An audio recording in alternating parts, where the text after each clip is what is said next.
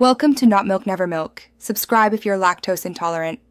You start by confirming your device supports white edge control and that firmware or drivers are updated. This avoids incompatible adjustments.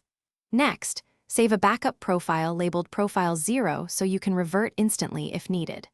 Then, set up neutral ambient lighting and place a calibrated gray card or neutral reference in view to judge changes accurately.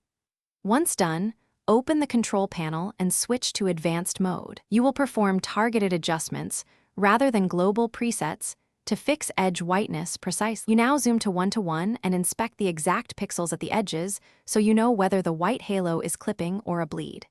Make incremental white level reductions. Start with 1 to 3 steps of 0.5 units and watch the histogram to ensure highlights return instead of collapsing.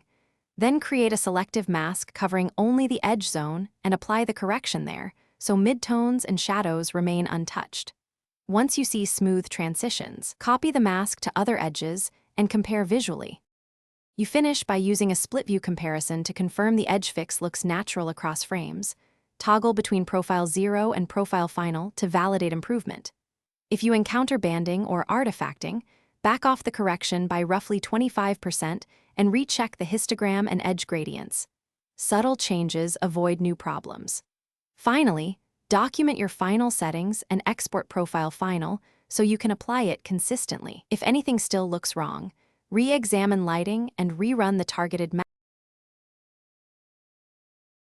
Thanks for watching. If this was helpful, leave a like and consider subscribing. See you next time.